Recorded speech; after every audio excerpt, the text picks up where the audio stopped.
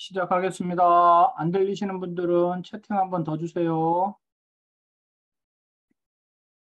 자, 시작할게요. 여러분들 한 1시간에서 1시간 반 정도 할 거고요.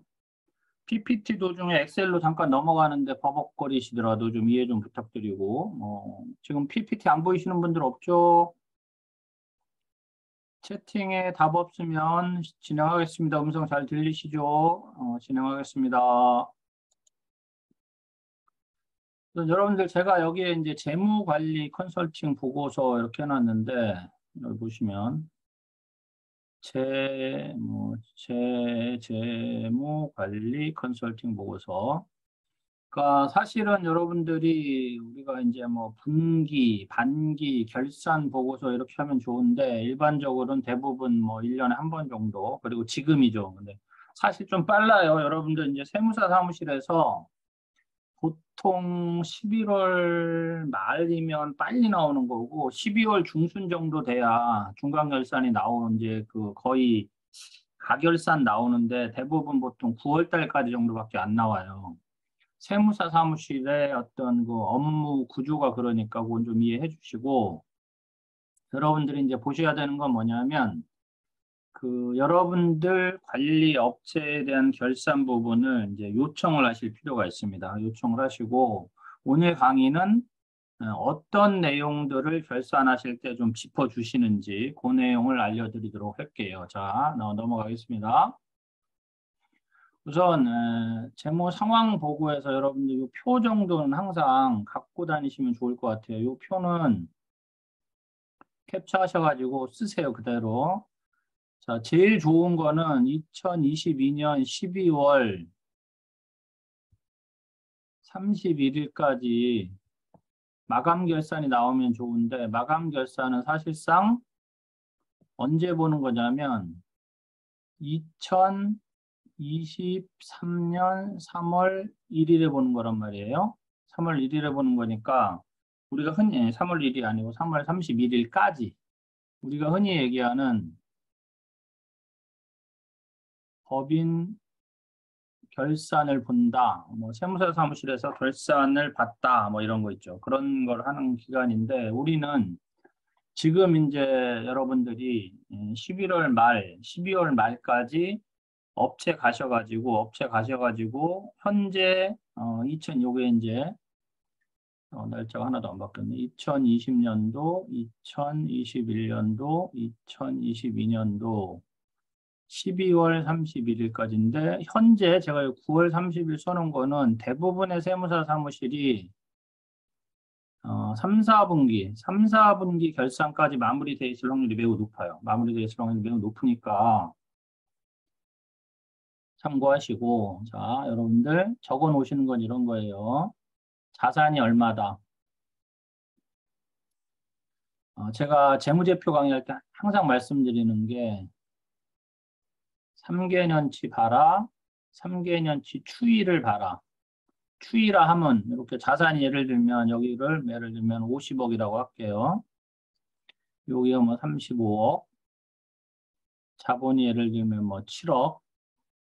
그러면 이렇게 자산이 조금씩 증가하고 있죠. 그러면 이렇게 증가 추이인 거고, 부채도 이렇게 조금씩 증가하고 있죠. 이것도 증가 추이인 거고, 자본도 당연히 이렇게 증가하는 추이인 거고, 그런 어떤 추이. 역으로 이제 이렇게 감소하는 추이도 있을 거잖아요. 그런 거 봐주시고, 그리고 여러분 유동 비율도 요 3개는치 다 적어 주세요. 예를 들면 여기가 뭐 140%다. 당자가 100%다. 부채 비율이 뭐 700%다. 뭐 160%다. 뭐 110%다. 뭐 650%다. 요 정도. 그래서 보면 이 점점점 이렇게 뭐 유동 비율의 추이 좋아진다, 뭐 나빠진다, 좋아진다. 부채 비율은 이렇게 내려갈수록 좋아지는 거죠. 이런 것들을 보시는 거예요. 그러면 제가 뒤에서 설명드리겠지만 기본적으로 여러분들 재무 비율 분석을 해주셔야 돼. 재무 비율 분석. 그러면 어떤 것들, 어, 유동 비율, 당좌 비율, 그 다음에 이제 부채 비율, 요 정도를 해주시면 돼요. 잠깐만요. 혹시 들어오신 분 있나 볼게요. 없으시네요. 잠깐 잘 들리시죠? 혹시 내 얼굴이 안 보여서 헷갈려서 제가 한번 말이 제대로 되고 있는지만 보면서 할게요. 말을 하고 있군요. 그 다음에 이제 매출액. 그 다음에 여러분들, 뭐, 가능하면 여러분들, 저는 영업이익만 보여드리는데, 음, 영업이익만 보여드리는데, 매출 총이익도 보여주시면 좋고, 매출 총이익. 여러분들이 매출이 엄청 중요한 거예요. 그러니까 매출액, 매출 총이익, 영업이익, 이런 이익들이 굉장히 중요한데, 이건 이제 나중에 우리 멤버십 여러분들은 이제 강의 들으시는 분들 같이 공부해야 될 것 중에 하나가 우리가 이제 그 관리 회계라는 거를 해야 돼요. 이게 이제 보통 이거를 우리가 뭐라 그러냐면 플랜 투 체크 액션이라 그러는데 이게 이제 기업의 경영의 목표를 계획하고 어떻게 할지를 확인하고 그 다음에 그 목표 달성 과정을 체크하고 그 이후에 책임을 어떻게 질 것이냐 뭐 이런 걸 우리가 관리 회계라 그래요. 보통 이게 뭐 CVP 분석, 뭐 원가 배부, 체크 뭐 성과 관리, 액션 뭐 책임 회계 뭐 이런 이제 관리 회계 용어로는 이렇게 얘기를 하는데 나중에 우리가 이제 그런 것까지 가려면 여러분들 이제 재무제표가 형성되는 걸 이해를 하시면 요 매출액과 매출 총이익과 영업이익이라는 게 상당히 중요하죠. 왜냐하면 우리가 사업을 하는 이유가 뭐예요? 돈 벌려고 하는 거잖아. 쉽게 얘기하면. 돈을 버는데 어떻게 돈을 벌 것이냐를 여러분들 컨설팅하는 우리 입장에서 이제 얘기해 주셔야죠. 그러면 돈을 버는 방법은 여러 가지가 있겠지만 고민해 봐야 될 건 이거죠. 당연히 매출이 늘어나면 돈을 벌겠죠. 그렇죠, 여러분들? 매출이 늘어나면 돈을 벌 것이고 매출은 뭐 예를 들면 매출이 100원이었던 회사가 매출이 200원이 되면 우리가 보통 이익이 많이 날 거라고 예측할 수 있죠. 근데 매출은 100원이고 똑같은 100원인데 이때는 비용을 70원을 썼는데 여기 60원을 썼으면 이것도 10원 버는 거죠. 그러면 비용을 줄여주는 것도 중요한 부분이겠죠. 우리가 이제 흔히 기업에서 비용이라고 하는 건 두 가지가 있어요. 어떤 비용이 있냐면 뭐 영업의 비용을 제외하고 원가라는 비용이 있고 관리비라는 비용이 있어요.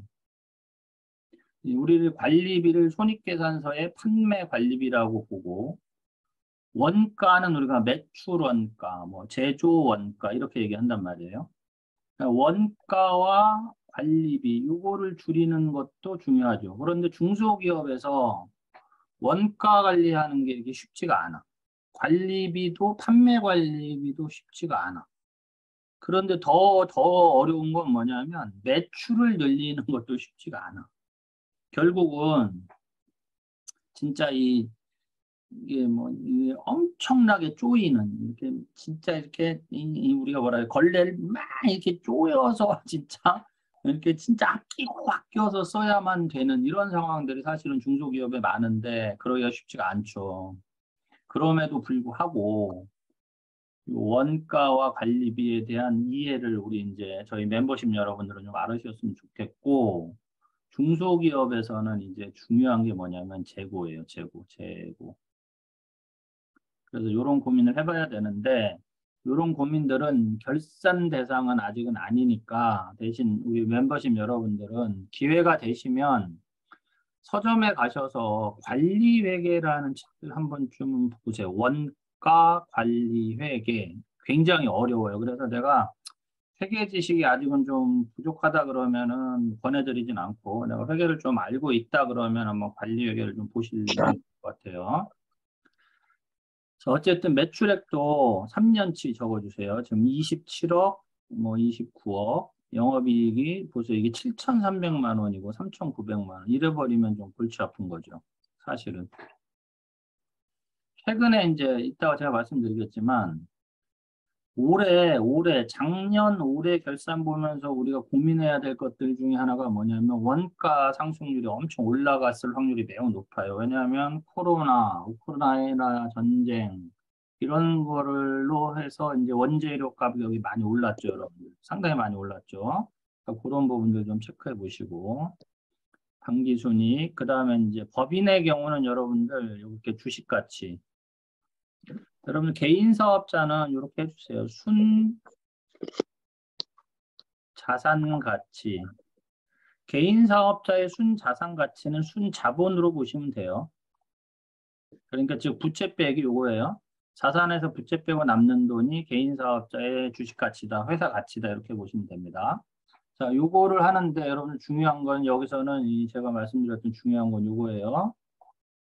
재무 비율을 분석을 일단 하셔야 됩니다, 여러분들. 그러면 재무 비율에 대한 이해가 필요하겠죠. 그걸 하나씩 볼게요, 여러분들. 자, 제 거래처의 재무 상태표예요. 자, 볼게요. 전기, 전정. 여러분들, 재무 상태표를 볼 땐 위에서부터 밑으로 쭉 한번 훑어보시는데, 여기서 위라는 건 과목부터 보시는 게 아니야. 여기서부터 보시는 거예요. 7기, 8기. 제가 이 기수가, 이 7기, 8기가 뭐예요? 7기는 사업한 지 7차 년째라는 거예요. 7차 년째. 8기는 8차 년째니까 결산을 8번 봤다는 얘기예요. 결산을 8번 봤다. 보세요. 이 회사 거.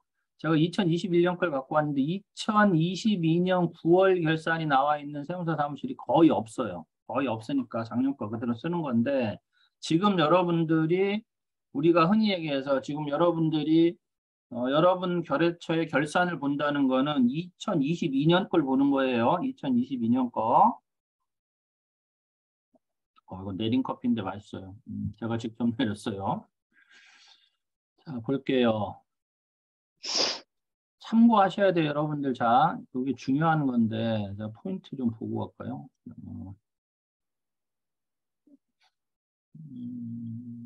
형광펜으로. 여러분들 보시면, 요거는 2020년 12월 31일 현재죠. 12월 31일 현재라는 건 뭐냐면 7기.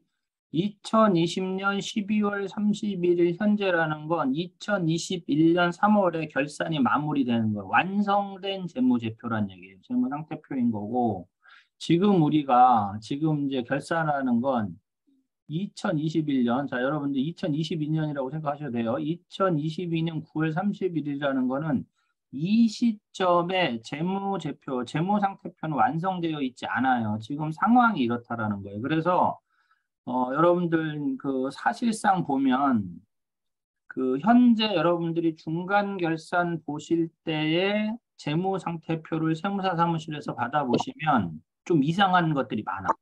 왜 이상한 것들이 많냐면 아직 세무사 사무실에서도 완전하게 정리가 되지 않은 거예요.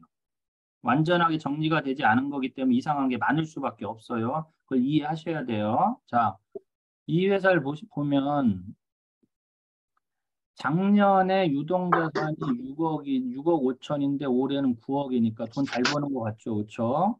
당좌 중에 외상 매출금, 우리가 흔히 얘기하는 매출 채권이야. 4억이 있고 작년 2020년 12월 결산 봤을 땐 3억인데 2021년 9월까지 4억입니다. 그러면 이 매출 채권은 두 가지 경우로 반영이 두 가지라고 하기도 좀 그런데 이렇게 반영이 될 수도 있어요. 자, 음소거 안 하신 분 계신 것 같은데 잠깐만요.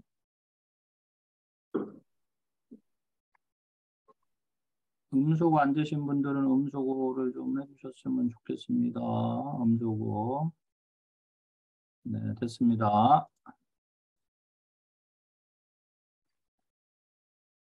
자, 요 외상 매출금이,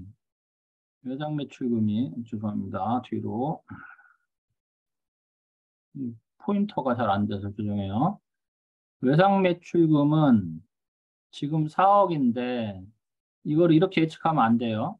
12월 달이 돼서 2020년 3개월 뒤에는 그러면 4억이니까 이게 증가할 것이다. 그렇진 않을 거예요. 왜 그러냐면 이 4억을 받아서 이 외상 매출금이 줄어들고 보통 예금이 늘어날 수도 있고 통장에 돈이 들어오니까 돈이 늘어날 수도 있고 돈 받은 걸 가지고 기계를 사서 기계가 늘어날 수도 있고 뒤에 나오겠지만 돈 받은 걸 가지고 빚을 갚아서 부채가 감소할 수도 있어요. 그러니까 늘어날 거다 이런 생각을 하지 마시고 그냥 아 이렇구나라고만 보시는 거예요. 이렇구나라고만. 자, 우리가 이제 여기서 봐야 되는 건 뭐냐면 현재 우리가 고민해야 될 부분 중에 이 분홍색으로 되어 있는 것들이에요. 가지급금이 발생이 돼 있다. 가지급금이 발생이 돼 있다. 그 다음에 전도금. 특히 여러분들 그 거래처 중에 건설업체가 있으시면 전도금은 12월 31일 이전에 다 회수하셔야 돼요. 자, 이건 중요한 거니까 사실상 전도금은 어찌 보면 가지급금과 같은 거예요. 왜냐하면 돈은 나갔는데 아직 증빙이 안 들어온 개념인 거거든요. 자, 전도금은 건설업체, 여러분들 건설업 거래처가 있으시면 건설업체는 매년 국토부에서 그 우리가 실질 자본, 실질 자산 적격 심사를 한단 말이에요. 그런데 전도금이 3,700만 원이 있으면 이 전도금을 자산으로 보지 않아요. 이 심사할 때는 보통 요거의 1%인가 10%인가 기억은 정확하지 않는데 그래서 전도금을 회사의 보통예금 통장으로 가져와야 돼요. 그래야 이 회사의 자산으로 봐요. 이 회사의 자산으로 봐요. 그래서 여러분들 거래처 중에 건설업이 있으면 전도금은 회수해서 가져오게 하는 게 좋고 가능하면 그 제조업체가 전도금 있는 경우 별로 없지만 과다한 전도금이 나가 있는 경우가 있다. 혹시라도 아마 없겠지만 혹시라도 있다고 하면 12월 말 현재는 법인 통장으로 회수했다가 1월 달에 다시 내보내시는 게 좋습니다. 1월 달에 다시 내보시는 게 좋아요. 음소거 할게요. 그 다음에 여러분 이제 원재료 보세요. 여기 보시면 원재료가 9월인데 작년 189, 780, 1억 8,900만 원, 1억 8,900만 원 같죠. 지금 이 결산은 재고자산은 건들지도 않았다는 뜻입니다. 건들지도 않았다는 뜻이에요. 나중에 이제 그냥 실제 결산 볼 때 할 것이고 기타 이렇게 자산이 있어요. 이 회사 볼까요? 토지가 22억, 토지가 22억 이렇게 있는 상황이죠. 이렇게 있는 상황이고 보시고 자 여러분들 여기서 우리가 봐야 될 건 두 가지를 볼게요. 옆에 이제 저기 뭐야 그 표에도 설명이 되어 있지만 자 여기에 요 유동자산 보시고 당자자산 보시고 여러분들 유동자산과 당자자산의 차이는 뭘까요? 유동자산과 당자자산의 차이는 뭘까요? 당자자산은 펜이 잘 안 되네요. 당자자산은 유동자산에서 빼기 재고자산 하면 돼요. 그래서 그 기업의 실질적인 현금 흐름, 뭐 현금 비율을 보는 건 당자 비율을 보시는 게 좋습니다. 당자 비율을. 당자 비율을 보시는 게 좋아요. 자, 들어오시는 분들은 음소거 해주세요. 음소거. 왜냐하면 이게 소리가 자꾸 나서 강의할 때 다른 분들도 들려요. 여러분들. 자, 여기서 이제 재무상태표에서 점검할 건 일단 유동비율, 당자비율을 보셔라. 자, 이 회사 같은 경우에는 여기 써놨죠. 9월 30일 기준 유동비율이 낮다. 그 다음에 기말 재고자산과 미지급금 조정을 할 필요가 있을 것 같다. 이게 무슨 소리냐면 여러분들 재고자산이 늘어나면 이익이 늘어나요. 재고자산이 늘어나면 기말 재고자산이 늘어나면 이익이 늘어나서 세금이 늘어나요.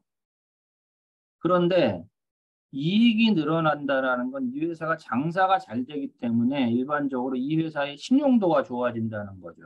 그러면 이 회사가 뭐 신용도가 좋아야 할 필요가 있다라고 하면 이익 조정을 해야 될 필요가 있을 거죠. 그렇죠? 그리고 재고 자산이 늘어났다라는 건 유동 자산이 늘어나니까 유동 비율이 좋아지겠죠. 그렇죠? 미지급금이라는 건 뭐냐면 줘야 될 돈인데 안 준 거거든요. 그러면 유동 비율 조정을 위해서 미지급금을 뭐 먼저 줘버린다든가 아니면 뭐 미지급금을 뭐 장기 미지급금으로 돌린다든가 뭐 이런 행위들을 통해 가지고 유동비를 좀 좋아지게 하는 부분. 그 다음에 이제 가지급금 뭐 특허 자본화 통해 상환했는데 또 생겼습니다. 뭐 이런 얘기 한 거고. 가지급금은 여러분들 사실은 중소기업에서는 거의 발생될 수밖에 없어요. 숨기는 경우가 너무 많은 거고. 전도금 비용 증빙 확인. 그래서 여러분들 요 지금 PPT 자료를 잘 보시고 제가 이게 PDF 파일로는 일단 드릴게요. 익스퍼트 멤버들은 12월 달에 드릴게요. 그래서 여기에다가 여러분들이 사장님하고 이야기 하시면서 적어 두세요. 자, 사장님, 일단 유동 비율을 200% 이상 갖고 가실 필요가 있어요. 당좌 비율은 100% 이상 돼야 될 것 같고요. 요 이제 요 재무 상태표를 보시면서 그 다음에 가지급금 어떻게 해야 되는지 내역 검토를 좀 자세하게 해보시고요. 왜냐하면 여러분들 가지급금 중에 대표님이 가져간 가지급금은 대표님이 알아요. 그러니까 이거는 사실상 문제가 안 돼. 그런데 가지급금에서 문제가 되는 건 뭐냐면 첫 번째 문제가 되는 건 대표님이 갚지 않겠다는 놀라운 의지를 갖고 있는 거예요. 오래된 가지급금을. 그거는 뭐 어쩔 수 없는 문제고. 그러니까 인지한 대표님들께서 인지한 문제이니까 해결 방법을 대표님들이 거의 알고 계신 거예요. 아니면 방안이 있는 거고. 대표님들이 인지하지 못하는 가지급금이 있어요. 이게 뭐냐면 증빙이 없거나 뭐 가공급여이거나 이런 것들이 있잖아요. 그런데 중요한 건 뭐냐면 세무사 사무실하고 회사하고 여튼 영수증, 채권 채무 이런 관리들이 잘 안 돼서 이런 관리들이 잘 안 돼서 가지급금을 관리들이 잘 안 돼 가지고 가지급금이 발생하는 건 좀 억울하죠, 대표님 입장에서는. 그런데 그거를 죄송합니다. 자꾸 넘어가는데 그거를 여러분들이 결산 보는 시점에 체크를 해주시라는 거예요. 그러면 뭘 받아보는 게 좋으냐? 여러분들 결산 보실 때는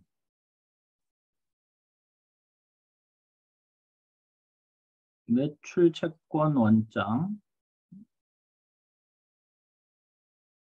매입 채무 원장, 가지급금 원장,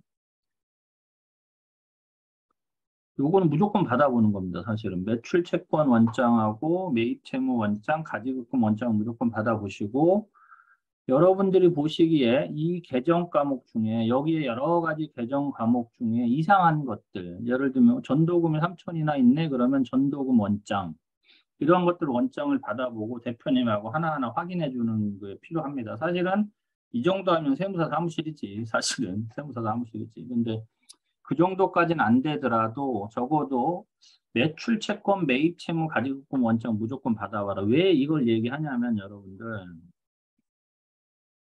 첫 번째, 채권 채무 관리상에 회사의 실수, 세무사 사무실의 실수 이걸 볼 수 있고 제 얼굴이 잘 안 나오죠. 막 이쪽으로 가니까 나 얼굴 안 나오는 거 싫은데. 응? 그 다음에 나오네. 네, 그 다음에 여러분들 그 다음에 이제 뭘 보냐? 채권 채무하면 이게 죄송한 얘기지만 혹시라도 회사 직원들이 횡령하는 이런 부분들도 볼 수 있어요. 사실은 여러분들 자세히 들여다보면. 그러니까 여러분들이 그 결산 보실 때는 반드시 매출 채권 원장, 매입 채무 원장, 가지급금 원장 꼭 받아보시길 바랄게요. 자, 다음 장 우리 부채 좀 볼게요. 자, 이 회사가 유동부채가 보시면 2억 원에서 이제 5억 원으로 늘어났죠. 자, 이건 아직 확정된 건 아니니까 그렇게 알고 계시고 여러분들. 자, 확정된 건 아니니까 2억 5천인데 뭐 5억 7천. 여러분들 미지급금이 7,500인데 뭐 4억 6천. 근데 여러분 보시면 이상하죠? 외상매입금 있는데 이때는 없다 이거죠. 아직 결산이 확정되지 않았기 때문에 없는 거예요. 없다는 게 아니고. 뭐 선수금 이런 거 있어요. 그다음에 장기 차입금 40억이 있다. 자, 그래서 부채가 총 50억이에요. 자본이 9억이에요. 부채 비율이 여러분들 지금 부채 비율이 500%가 넘겠네요. 그렇죠? 500%가 넘겠죠. 제가 여러분들 재무제표 강의할 때 말씀드리는 게 유동 비율은 이제 200% 이상이면 좋다. 뭐 당자는 100%, 저는 150% 얘기하지만 100%, 부채 비율은 400% 얘기하죠. 이 회사는 은행에서 얘기가 들어왔어요. 부채 비율 조정해달라고. 그래서 이 회사는 앞에 장으로 좀 가볼게요. 여기에 여러분들 여기에 보시면 토지가 있죠? 토지가 22억 있죠. 그렇죠? 토지가 22억 있죠? 그 이 회사는 부채 비율 조정을 위해서 토지 재평가를 했어요. 이 회사의 경우는 부채 비율 관리를 위해서 토지 재평가를 했습니다. 은행에서도 요청했습니다. 토지 재평가 좀 해서 좀 부채 비율을 좀 줄이자 이 얘기는 했어요. 뭐 그런 것들도 보셔야 돼요, 여러분들. 그래서 부채 비율이 지나치게 높다. 400% 이상이다. 그럴 경우에 해결해야 될 방법이 뭐가 있냐 고민해야 돼요, 여러분들. 자, 부채 비율이 회사가 높아요. 부채 비율이 높으면 자, 부동산이 있어요. 토지가 있다면 재평가. 부채 비율 중에 가수금이 있다고 하면 가수금을 출자 전환. 이거 언제까지 해야 되냐면 12월 31일까지 토지 재평가도 마찬가지고 그 당해년도에 결산 보기 끝까지 해놔야 된단 말이에요. 이런 것들 체크해 주시고요. 자, 그 다음에 여러분들 장기 차입금 같은 경우 이자율 검토 지금 참 이게 지금 이자율 검토 무조건 하셔야 됩니다. 올해는 왜냐하면 금리가 너무 올랐잖아. 금리가 너무 올랐어요. 여러분들 자 내년 사업 계획을 대표님들하고 얘기하실 때 자 이 회사가 지금 44억이 단기인데 이 이자를 계산기가 잠깐만요. 계산기가 어디 있을까요? 한번 해볼게요. 44억이라고 해보고 곱하기 4% 해볼까요? 1억 7,600이에요. 이자만. 이따 이 회사는 이따가 손익계산서에서 한번 볼게요. 이자 비용이 얼마인지. 자, 40억, 44억에 대한 4%일 때 이자 비용이 1억 7,600이야. 자, 이게 7%가 됐다고 해볼게요. 그러면 44억 곱하기 0.07은 3억 8천이네요. 3억 800. 3억 800이에요. 얼마야? 1억 7,600.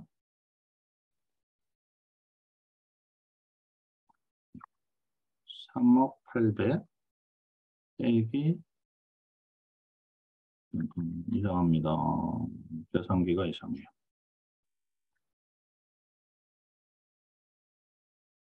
이 계산기가 이상해요.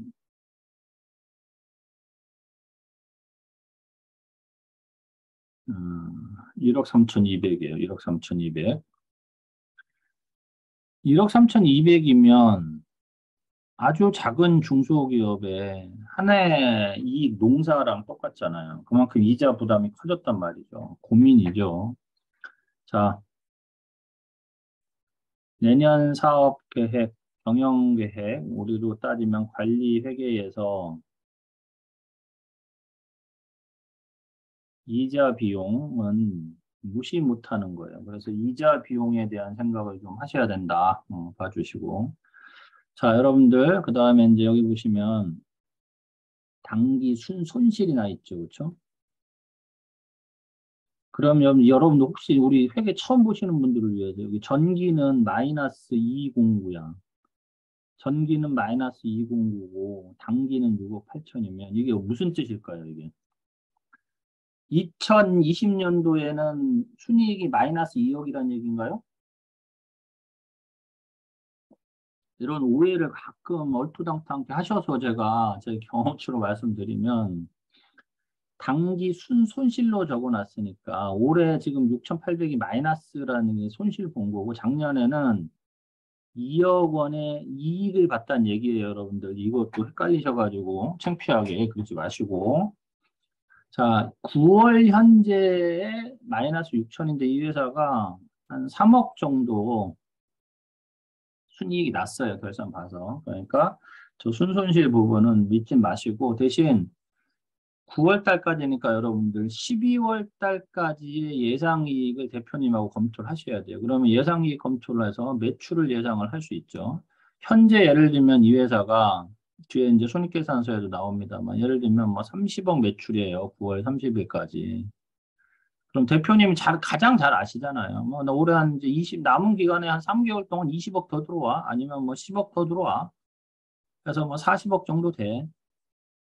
그러면 대표님 현재 마이너스 한 7천 정도 되는데, 그럼 이익은 얼마나 날까요? 그러면 뭐 이거 다 썼으니까 한 2억은 날 거야. 이런 것들은 대표님들이 알아요. 그러니까 대표님들하고 그런 부분들은 좀 논의하시고, 그 다음에 이제 만약에 여러분들 이렇게 순손실이 난다고 하면 재고 자산을 통해서 이익 조정을 해야 되느냐 하나 하고 두 번째 감가상각을 할 것이냐 말 것이냐. 감가상각은 결산 조정 사항이라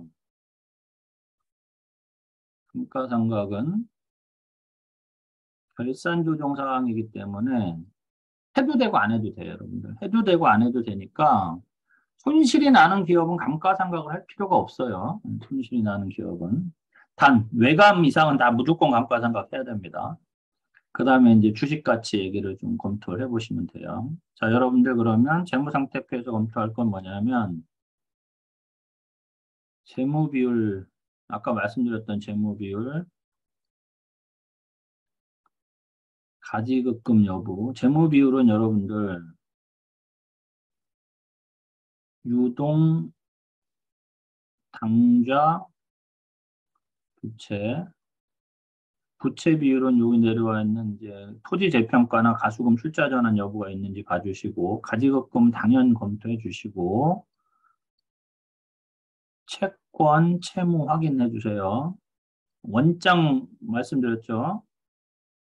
매출 채권 원장, 매입 채무 원장 이런 원장 확인해서 확인해 주시고 기타 뭐 좀 특별한 사항들은 개정 과목을 좀 특별한 개정들이 있다 이거죠. 얼토당토하는 개정들이 있으면 한번 확인해 주시고 그 다음에 이익은 이제 저 우리 뒤에 가서 더 봐도 되니까 이 정도 보시면 재무상태표 보시는 것 같아요. 다음 장 가볼게요.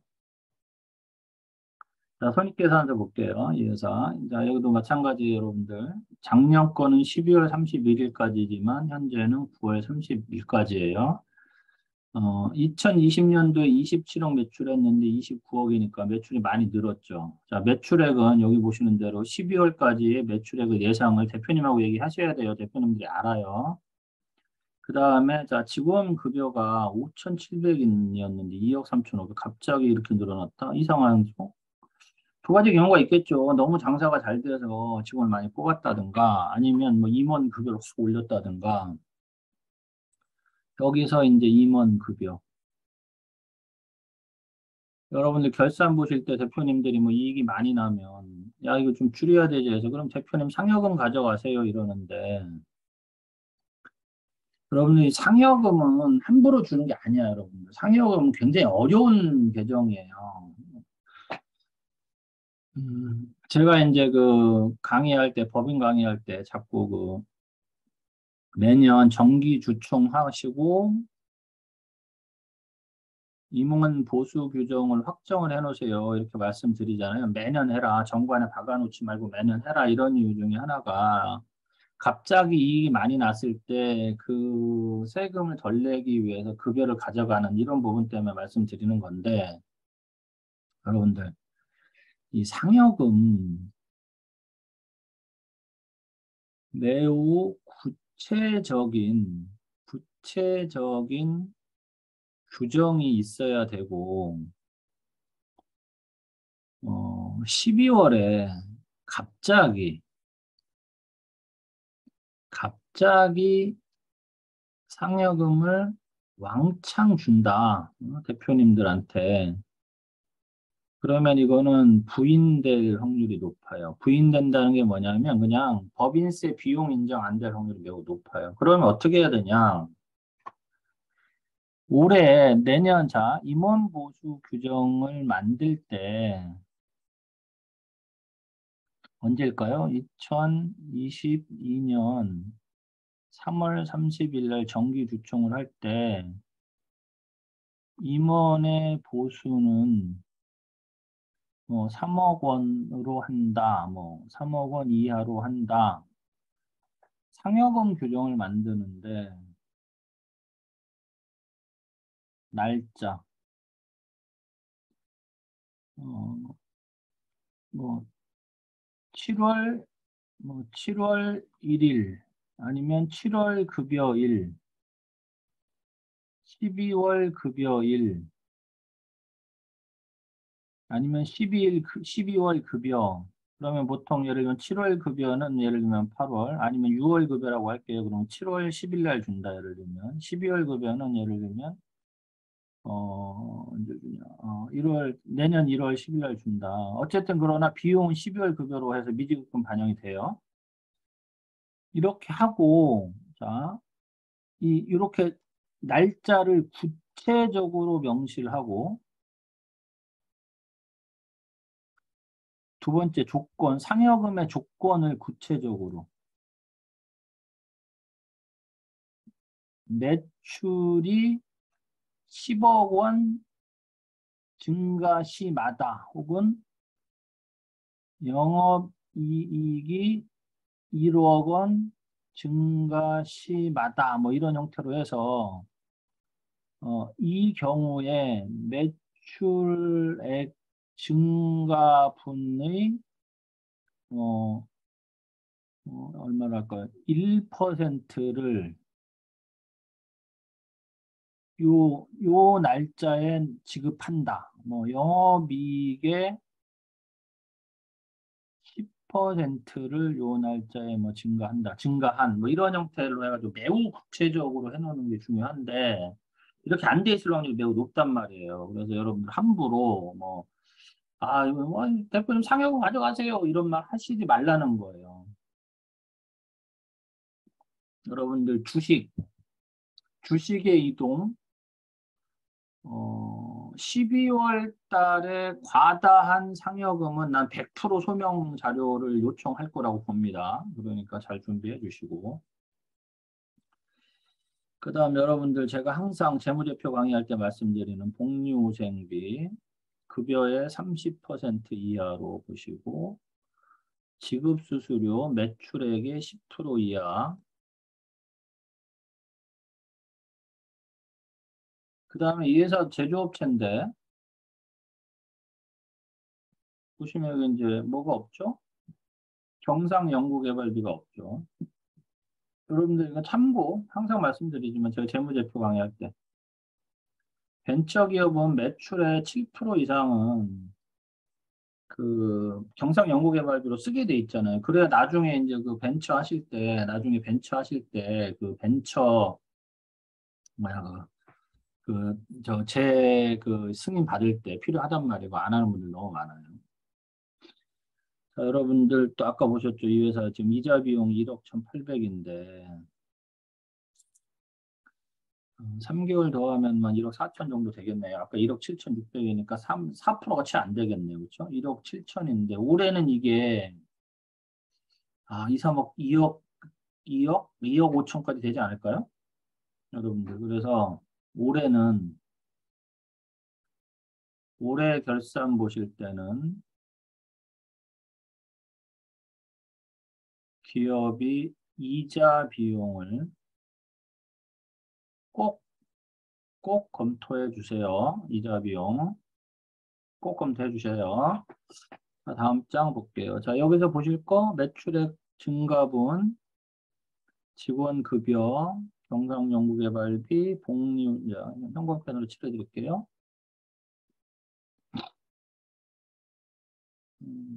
잠깐만, 포인트가 잘 안 나와서 직원급여 봐주시고, 복리후생비 봐주시고, 지급수수료, 여긴 빠져 있는데, 아까 말씀드렸던, 다시 한번 써드릴게요. 다시 한번. 경상연구개발비. 이렇게 체크해 주시면 됩니다. 체크해 주시면 돼요. 시간이, 아이고, 많이 가네요. 자, 다음 장 갈게요. 자, 그러면 요거 보고, 여기 따라갈 수 있나? 자, 이 엑셀 자료를 보면서 한번 말씀을 드릴게요. 파일을 열 수 없대요. 자, 잠깐 끄고, 잠깐 나갔다가, 여러분들,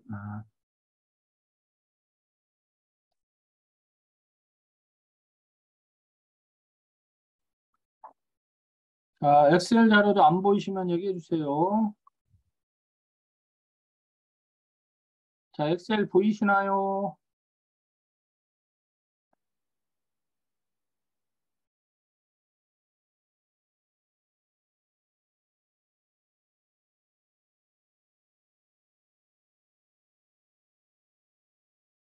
엑셀 안 보이시면 채팅 주세요.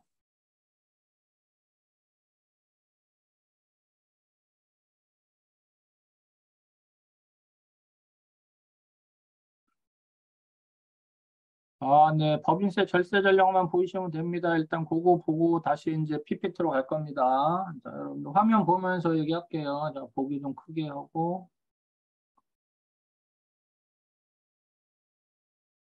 너무 크네. 아. 자, 여러분들 요게, 요거는 안 써지니까 그냥 요거 하면서 볼게요. 여기 이제 결산서상 당기 순이익이라고 여기 여러분들, 여기 있죠. 여기 있는데, 예를 들면 이 회사가 여러분 요거를 날짜를 고쳐볼게요. 2022년이라고 할게요.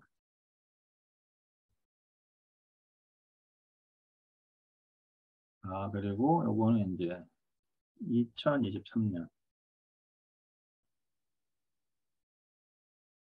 자, 그러면 결산서상으로 이 결산서상 당기 순이익은 뭐냐면 여러분들 이거 쓸 수 있나? 제가 한번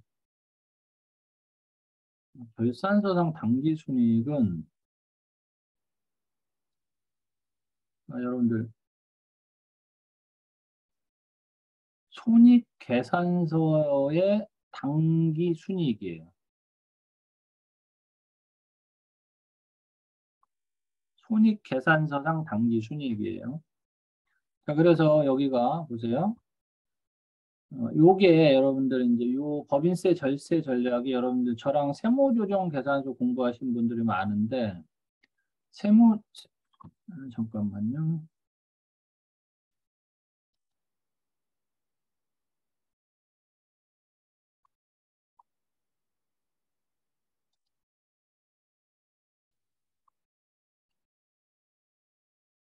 네, 잠깐만 계셔보세요. 안 보이신다고 해서.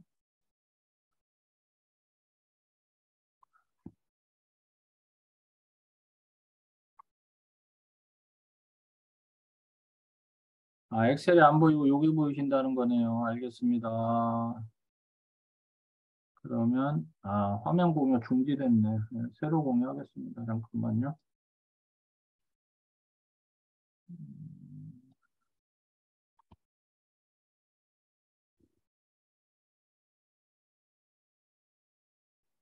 네, 이제 보이시죠? 이제 보이시죠? 자, 다시 처음부터. 자, 이제 시작할게요, 다시. 여러분들, 이제 여기가 2022년이니까 올해란 말이에요. 올해 결산을 보는데, 이제 예를 들면, 요 결산서상 당기 순이익이라는 건, 요 결산서상 당기 순이익이라는 건, 요 손익계산서상 당기 순이익이에요. 요 손익계산서상 당기 순이익이에요. 9,700. 근데 요거는 여러분, 요 엑셀표는 여러분들 저랑 이제 세무조정계산서 공부해 보신 분들은 아는 건데 뭐냐면, 세무조정계산서에 별지 3호소식, 즉 법인세 신고하는 서식이에요. 서식을 갖다 놓은 거예요. 그럼 여러분들이 이걸 가지고 대표님들하고 한번 얘기해 보는 건데, 자, 여러분들 소득 조정 요거는 뭐 아시는 분은 아시고 모르는 분은 모르니까 요거는 몰라도 돼. 근데 볼게요. 대부분 요걸 어떻게 작성하는지만 알려드릴게요. 요거를 제가 이제 우리 저 멤버십에 올려놓을 테니까 자 여러분들 보세요. 제가 2023, 529, 521 이렇게 자 요거를 이 기업에 제가 이 기업의 세무조정 계산서를 보고 이제 말씀을 드리는 거니까 자, 그냥 여러분들 에게 쉽게 이렇게 말씀드릴게요. 음. 여러분들이 컨설팅 하는 기업이니까 반드시 결산 보실 때는 이 기업의 전년도나 최소 전년도 아니면 직전 3개년치 세무조정 계산서를 보면서 하면 좋고 아니면 적어도 법인세 신고 내용을 같이 놓고 검토를 해야 되는 거예요. 이해되시죠? 예를 들면 이 기업이 자 여기를 2021년으로 바꿔야 더 설명이 쉬울 것 같으니까 2022년이라고 하고 자 봐요 여러분들 작년에 이 기업은 9,700만 원에 자 색깔이 검은색 지우개로 지우고 자, 작년에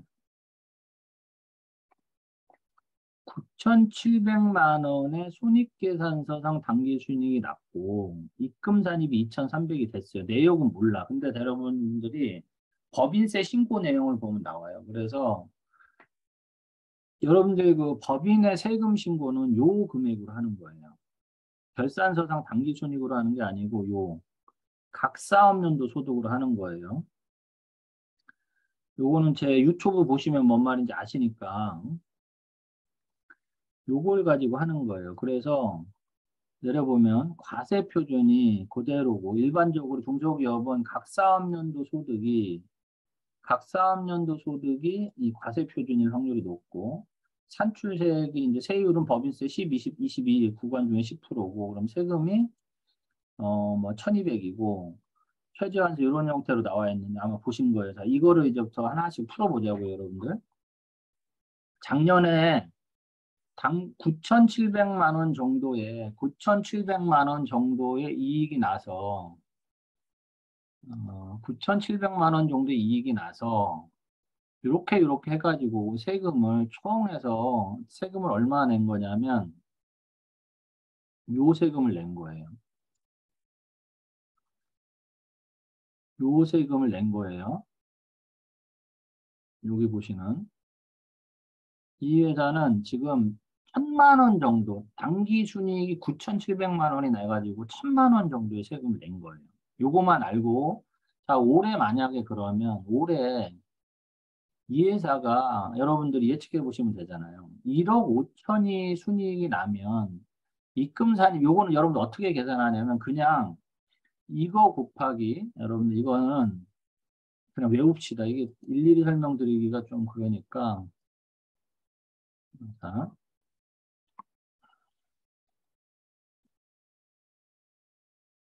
자 여러분들 요 입금산입 금액은 제가 어떻게 한 거냐면 여기 써드릴게요. 당기순이익의 20%를 20%를 법인세 등 이걸 혹은 뭐 그냥 쉽게 법인세 비용이라고도 하는데로 보고 이 법인세 비용은 무조건 입금 산입하게 돼 있어요. 그래서 여러분들 당기 여러분들 그 당기 순이익과 세무적인 손익계산서에 보면 여러분들 손익계산서에 보면 그 세전이익 밑에 법인세 등이라고 써 있는데 그거를 합산한 금액인데 그냥 요 예측되는 여러분들하고 대표님하고 얘기하시는 예측되는 금액의 20%를 그냥 입금 산입을 무조건 하셔요. 그냥 무조건 입금 산입해라. 대부분의 중소기업이 있잖아요. 이 입금 산입 항목은 많아. 근데 송금 산입 항목은 별로 없어요. 여기는 별로 없어요. 요 항목은 거의 별로 없어. 그러니까 요 항목은 항상 있어요. 입금 산입 항상 있는 얘들은 별로 없어요. 그러니까 입금 산입이라는 건 이익에 추가한다잖아. 입금. 이익에 추가한다라는 거니까 세금을 더 과세한다는 개념이에요. 그래서 1억 5천이면 입금 산입이 3천만 원이 되고 각 사업연도 소득 금액이 얼마죠, 지금? 1억 8천이 됐죠? 1억 8천이 됐어요. 그러면 여기에 10%면 1,800만 원이 세금이고, 자, 여기에 최저한세 공제 감면세, 요게 먼저, 이게 여러분들 이게 중요한 거예요. 근데 여기서는 우리가 잘 알아야 될 게, 세액 공제, 세액 감면은 우리가 여러분들 세 가지만 알고 가세요. 첫 번째, 여기 적혀 있는 1. 중소기업 특별세액 감면, 특별세액 감면을 자, 여러분들 이거는 체크하시라는 얘기예요. 두 번째, 고용증대 세액 공제. 세 번째, 고용증대 세액 공제가 되면 반드시 사회보험료 세액 공제가 쫓아옵니다. 그리고 통합투자 세액 공제라는 게 있어요.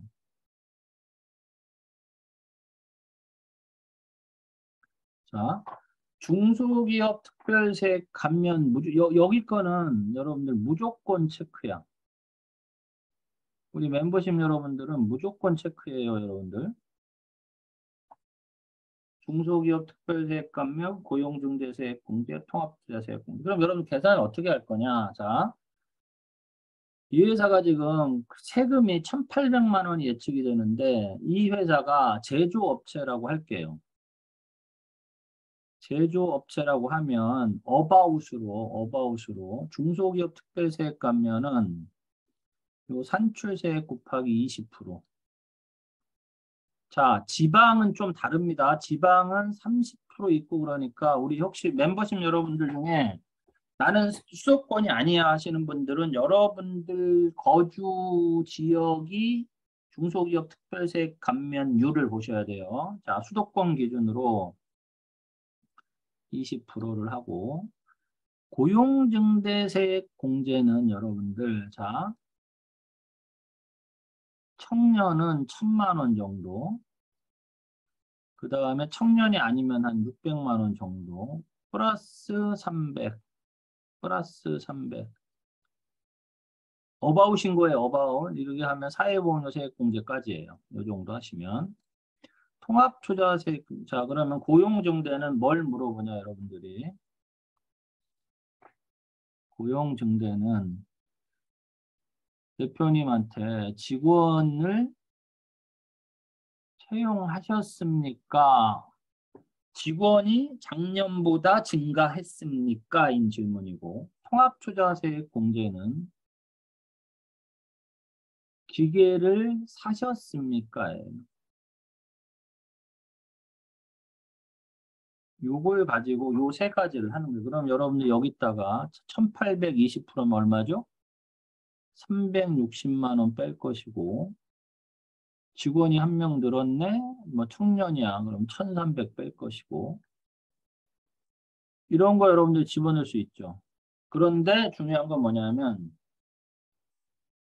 최저한세 적용이니까, 세금 무한 공제는 안 해준단 말이에요. 그러면 여기 얼마가 들어갈지는 여러분들 오늘 강의 주제는 아니니까 예측해 보시고, 최저한세 적용제 이거는 연구 인력 개발비니까 연구소 있으면 뭐 하시면 되는 거고 이렇게 해가지고 예측하시고 중간예납 얼마 했다 그래서 지금 납부하실 세금 얼마입니다 이런 형태로 여러분들 예측을 해보시는 거예요. 자, 똑같은 조건을 다시 올라가 볼게요. 대표님 그런데 영업을 위해서 경영인정기보험을 120만 100만 원짜리가 하면 1200만 원이 이제 비용 인정이 되잖아요. 그렇죠? 비용 인정이 되잖아요. 그렇죠? 무슨 말씀인지 아세요? 그러면 사실은 여기서 줄어드는 게 아니고 이게 줄어드는 거죠. 결산서상 당기순이익이 줄어드는 거죠. 비용만큼. 근데 계산을 여기다 하는 건 계산을 위해서 한 거예요. 자, 또 입금사진 똑같이 넣으시고 차가감 소득 금액 이만큼. 그래서 이거는 그냥 드리면 보시면 아실 거예요. 그래서 여러분들이 제가 여기 넣어놓은 이유는 비용 인정 보험 가입을 하면 얼마의 절세 효과가 있습니다. 이렇게 적어 놓은 거예요. 그래서 한 120만 원 정도 절세된다. 뭐 720만 원 정도 절세된다. 여기 뭐 얼마 가입했을 때 300만 원씩 가입했을 때 이건 여러분들 경영인 정기보험 해보시는 분들은 아는 거니까. 자, 그래서 여러분들 요 표는 사무소식 보고 한 거예요. 사무소식 보고 만든 거니까. 요거는 멤버십 여러분들 그 톡방에 올려놓을 테니까 요거 내용 싹 지우고 지우기 힘들 텐데. 이 메모된 내용도 뭐 하여튼 올려놓을 테니까 참고해서 쓰세요. 자, 다시 파워포인트로 돌아가겠습니다. 파워포인트로.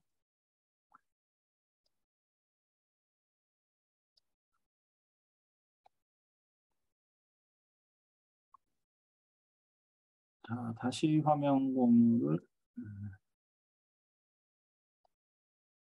자, 이제 법인세 절세 전략 보이시죠? 자, 요약결산표로 가볼게요. 이것도 엑셀인데. 잠깐만요. 자, 요약결산표는 뭐냐면 여러분들 다시 엑셀 가서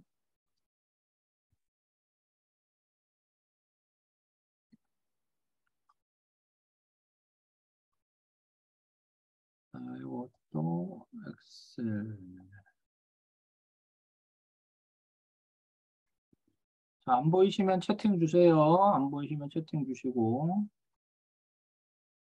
자, 결산 예시 뭐 이렇게 나와 있는데 여러분들 이건 어떻게 쓰시는 거냐면요. 네, 감사합니다. 자, 법인세, 소득세 마찬가지예요, 여러분들. 이거는 여러분들 뭐 갖고 하시냐면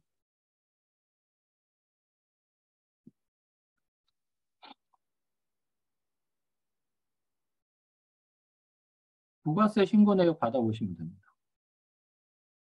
자, 부가세를 4월 25일 날, 7월 25일 날, 10월 25일 날 신고했어요. 그러면 여러분들 적어도 여러분들 기업에 각 기업이 9월까지 매출은 확인이 되는 거예요. 거의. 매출. 왜? 요즘 다 전자세금 계산서니까. 거의 확인이 되는 거예요, 여러분. 그렇죠? 자, 그러면 자 볼게요. 여기를 이거 세금 계산서 보면 그대로 적은 거예요. 그다음 매입도 다 나와요. 카드 다 나와. 그 순매출이 얼마다. 손익 조정해서 그때까지 요거는 뭐 가지고 예측해 보시냐면 여러분들 그 전년도 당해 기업의 전년도 손익계산서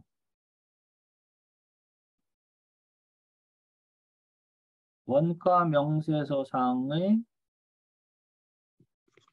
경비, 노무비 요거 보시면 다 예측이 돼요. 자, 예를 들면 그거를 결산 실행 가서 보면 좀 편할 것 같은데 자 볼까요? 여기에 좀 지워볼까요? 음,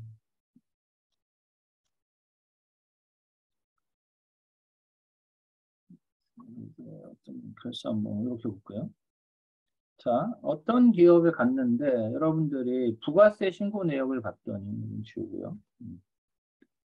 25억이에요. 12월 11일까지 매출이 우리가 12월 11일까지 받아본 거예요. 매출은 25억이고 매입은 12억이에요. 순매출이 12억이고 손익 다 해서 여기서 예상과표가 4억 5천 나온다. 이거를 연 환산한 거는 날짜 그냥 연봉 계산한 거예요. 그냥 계산. 그래서 환산했을 때 27억 뭐 이만큼 나와서 세금이 이 정도 되는 것 같다. 예상 세금 이만큼입니다. 요거를 예측할 수 있다라는 거예요. 이거를 써가면서 얘기하기가 어떻게 해드려야 되나? 여기를 좀 바꿔볼까요? 좀 편하게 합시다. 편하게. 자, 1월, 9월. 이거 다 여러분들 제가 드릴게요. 매출이 예를 들면 10억이라고 해볼게요. 천만, 10만, 100만, 1000만, 10억. 자, 10억이에요, 여러분들.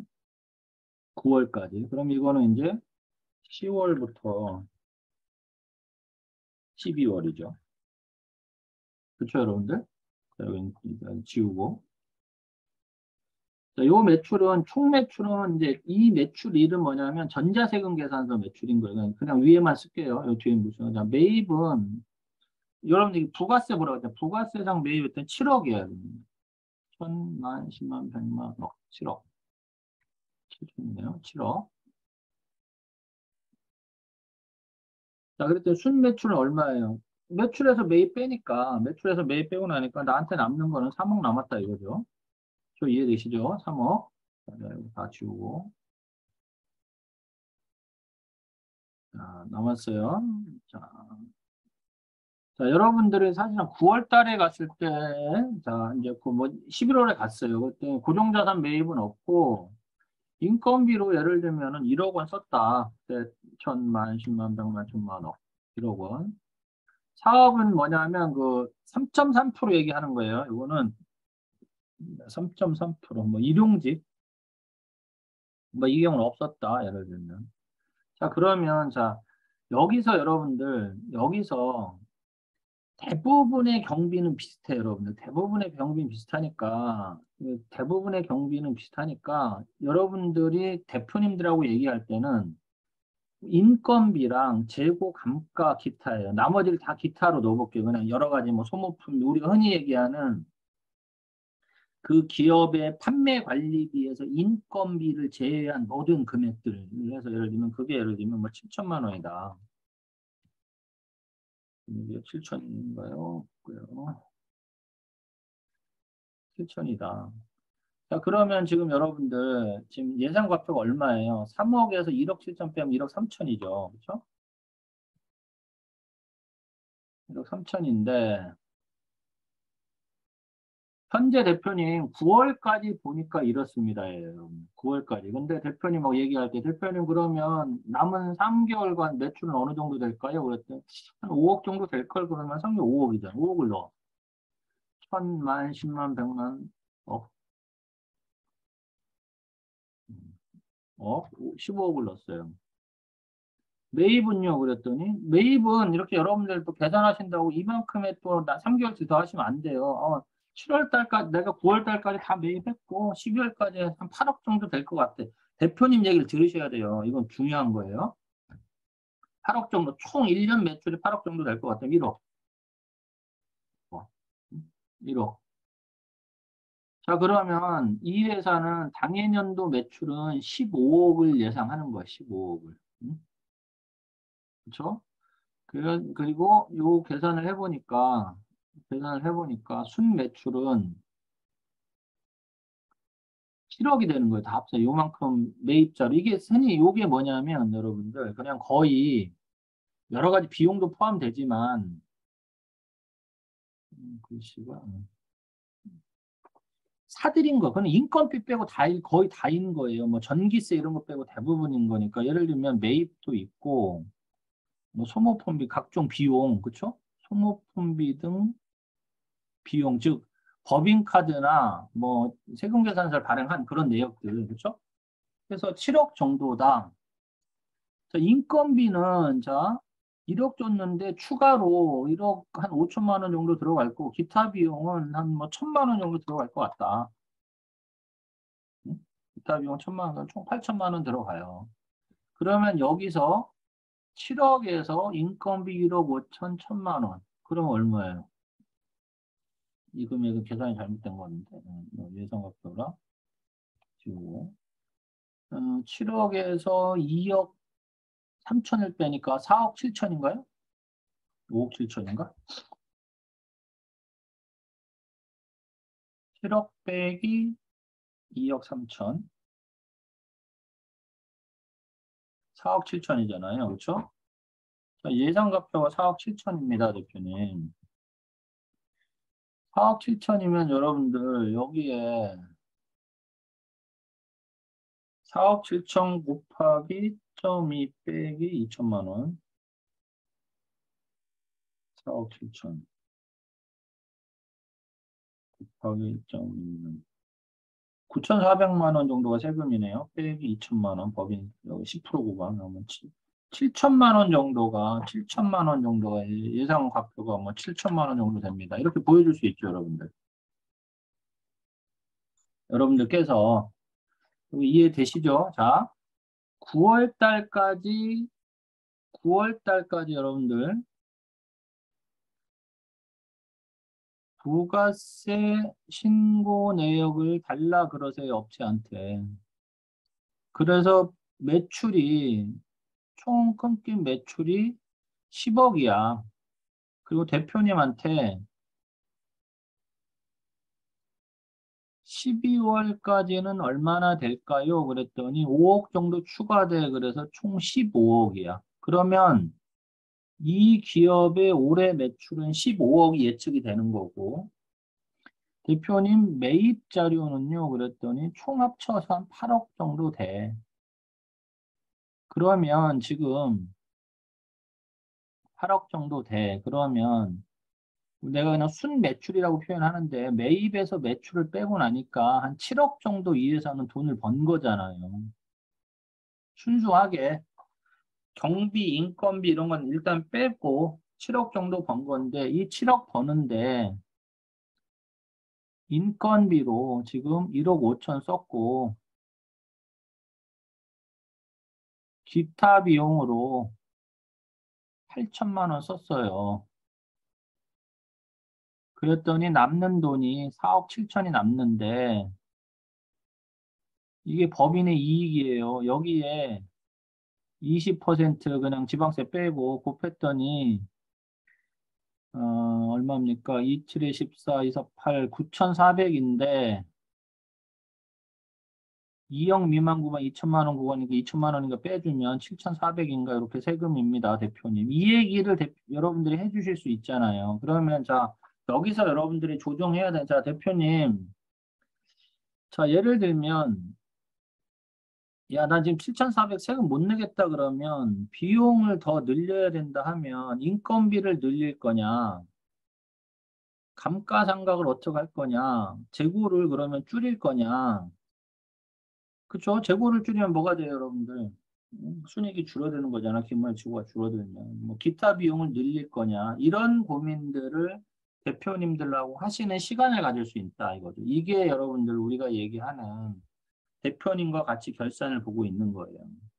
요 밑에 이렇게 써놨어요, 여러분들. 중소기업 세액 감면, 고용세, 정규직 요거는 제가 바꿀게요, 여러분들. 질문 앞서서 이거는 그냥 정규직 근로자는 힘들어. 통합투자세액공제 체크하시고 사회보험료세액공제. 요 고용중개 사회보험료에서 통합 고용중개세액공제로 아마 세법 개정이 되는 것 같아요. 그 다음에 여러분들 간이영수증도 체크 많이 받아 놓으셔라. 인건비 좀 공제 가능한 거. 그 다음에 뭐 개인 사업자는 뭐 연금도 쭉 들었냐 이런 거. 요거 근데 여러분들 지금 아마 이게 지금 제가 강의하는데 낯익으신 분들은 좀 이해가 되는데 낯선 분들 이해 안 되실 텐데 제가 내일이나 요거 그 우리 저기 멤버십 그 카톡방에 올려놓을 테니까 모르시면 문자 주세요. 답변 드릴게요. 체크 여러분들 2022년이에요.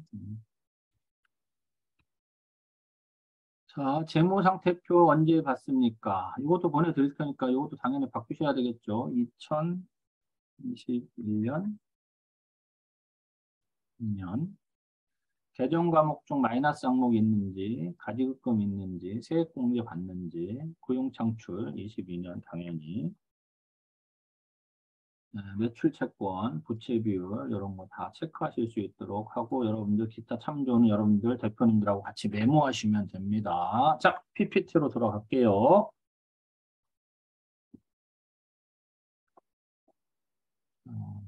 막 분기와 보류 막 나와서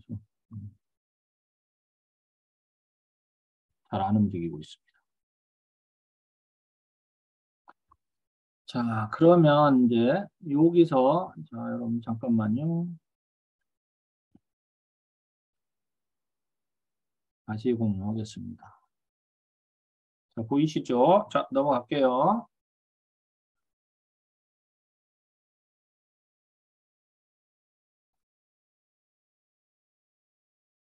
자, 그러면 이제 여러분들 여기서 2022년이에요. 자, 여기에 우리가, 자, 요거는 PPT로 가서 제가 적으면서 한번 해볼까요? 여기서 볼게요. 자, 조정 전 해서 여러분들. 자, 조정 전에 여러분들 이제 결산을 보는 거야. 여러분들하고 대표님 아까 요약 결산표를 봤잖아요. 여러분들. 그렇죠? 거기에서 1억을 적을게요. 자, 입금산입편 2천만 원 있어요. 송금 없어요. 박사학년도 소득 금액 1억 2천이에요. 비월 결산건 없어요. 과세표준 그럼 1억 2천이에요. 1억 2천이면 세금 구간이 10%예요.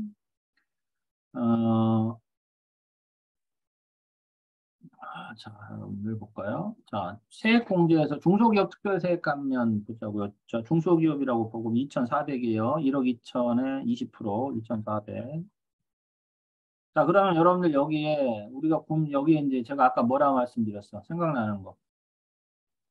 고용 관련 세액공제, 고용중대, 사회보험료, 통합투자 체크하라 그러셨죠?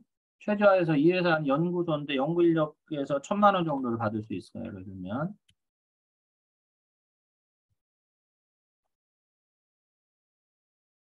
그럼 추정법인세가 얼마인가요?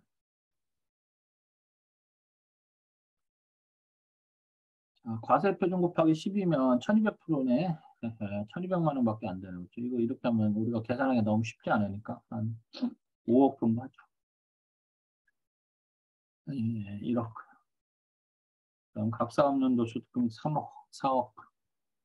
과세표준이 4억, 20%. 이렇게 됐다. 그럼 4억 곱하기 2천만 원을 빼줘야 되나요? 그렇죠? 그럼 하여튼 4억 곱하기 점이면 뭐 8천, 7,800. 뭐 추정벌세 7,800에 빼기 2,400 빼기 3,400을 빼면은 뭐 7,800에 3,400 빼면 뭐 얼마예요? 제 계산기가 이상해요, 저요. 지금.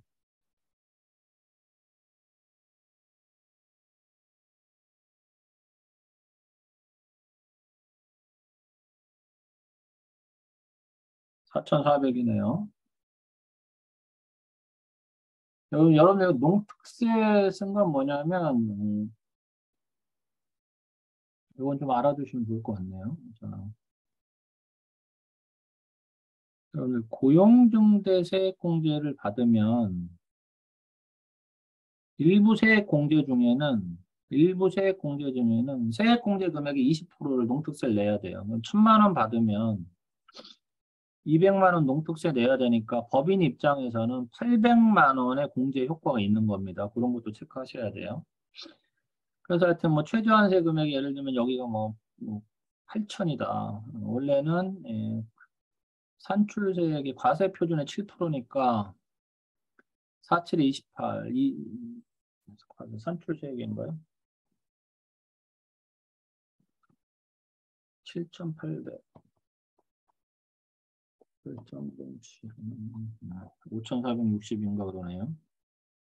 하여튼 여러분들이 최저 한세 좀 체크해 보시고 그럼 세금 합계 기납부 해서 세금이 얼마입니다. 요 그림을 놓고 여러분들이 그러면 여기다 이제 조정호를 들어가는 거예요. 여기다 그러니까 이제 이 파워포인트를 제출하실 때 이렇게 대표님하고 가셔서 아, 그래? 그러면 내가 이익을 줄여야 되나? 그러면 이런 거죠, 여러분들. 이익을 줄인다 그러면 뭐 재고를 하든 뭐 하든 뭐 이렇게 해서 줄이든 이러면 그러면 이익을 한 4억으로 맞춰보고 뭐 매출을 넘긴다든가 입금 단위 방법을 체크해보자 한 8천 정도? 3억 2천?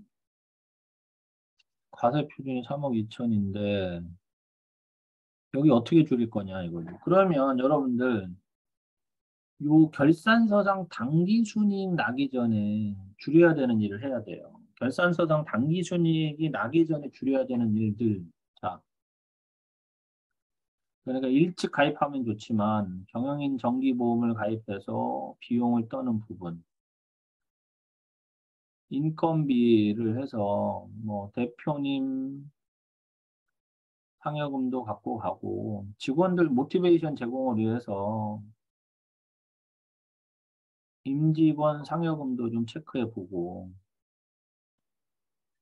등등 여러분들께서 같이 얘기해 줘야 될 것들이 많다는 거죠. 그래서 조정 전 조정호를 좀 써서 놓으시고 그리고 나서 이제 세전에 변경 전에는 뭐 세전 당기순이익률이 몇 프로인데 얼마 됩니다. 보여주시고 이 기업은 대표님 회사는 중소기업 특별세액 감면 적용됩니다. 여러분들이 알려주시는 거예요. 창업기업은 아니면 아니다. 청년창업 아니다. 고용중대 고용인원이 있어서 됩니다. 없어서 안 됩니다. 고용인원이 있으니까 당연히 사회보험료 됩니다. 없으니까 안 됩니다. 정규직은 이거는 퇴출. 기계 사셨으니까 얼마 됩니다. 연구소 있으시니까 됩니다. 안 됩니다. 해서 여러분들 의견을 여기다가 기재를 해주시면 되는 거겠죠. 그렇죠? 이렇게 해주시고 어, 똑같이 여러분들 반드시 여러분들 매출 채권 매입 채무 아까 말씀드렸죠. 원장 매출 채권 매입 채무 원장 검토하시고 여러분들 특히 요거 있죠. 1년 이상 장기 미회수 채권 첫 번째 가지급금 의심이 되는 거고요. 장기 미회수의 경우 두 번째 부도 및 파산이면 대손을 하시면 돼요. 대손 해서 비용이라도 대손 비용으로 처리를 하든 세 번째 이게 애매한데 이거 너무 많아지면 세무조사 맞을 수 있어요. 가공 매출 그러니까 이런 부분들 장기의 미회수 채권들은 반드시 검토하셔야 됩니다, 여러분들. 여기 보고 얘기해야 되는데 저기 보고 얘기하고 있어. 그다음 매입 채무는 여러분들 내가 줄 돈이잖아, 그렇죠, 여러분? 내가 줄 돈인데 대표님도 이걸 왜 보셔야 되냐면요. A 거래처에 원래 A 거래처에 줄 돈이 1억 원 있는데 대표님이 예를 들면 뭐 5천만 원을 결제를 해줬다고 할게요. 근데 올해 봤더니 1억 원이 그대로 있어. 예상 매입금에 1억 원이 그대로 있다고 하면 이상하죠. 돈 5천만 원은 어디로 갔을까? 그렇죠? 아까 말씀 횡령 의심 사례예요. 그래서 그런 부분들에서 매출 채권, 매입 채무 원장 반드시 보시고, 자, 다음 장. 자, 이거는 이제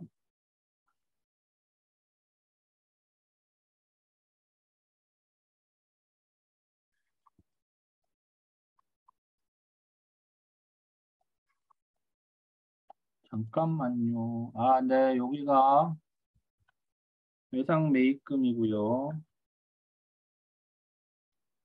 여기는 지급어음입니다. 감사합니다. 예상 매입금 지급어음이에요. 자, 가지급금 일자별로 요거는 가지급금 원장 받아보시면 됩니다. 그래서 여러분들 굵직굵직한 거 예를 들면 이런 거예요. 2022년 1월 21일 금액 7,800,012원. 이렇게 원 단위다 이런 건 좀 의심 사례거든요. 그러면 물음표 뭡니까 대표님? 증빙 체크. 2022년 1월 10일 100만 원, 뭐 500만 원. 2월 10일 500만 원. 3월 10일 500만 원. 이렇게 특정 금액이 반복. 특정 금액의 반복. 이것도 기재해 주세요. 그래서 가지급금 가소금융랑 좀 체크해 주시고요. 그 다음 장에 이제 주식 여러분 요거는 아이고 주식 이렇게 해서 주식 현황 이렇게 체크해서 한번 보시면 돼요. 그리고 이제 여러분들 여기다 이제 종합 의견을 종합 의견을 여러분들 여기다가 적어주시면 되는 겁니다. 종합 의견을 대표님하고 얘기한 내용을 종합 의견을 검토해서 적어주시면 되는 거예요. 자, 여기까지 하면 될 것 같고요, 여러분들. 오늘은 여기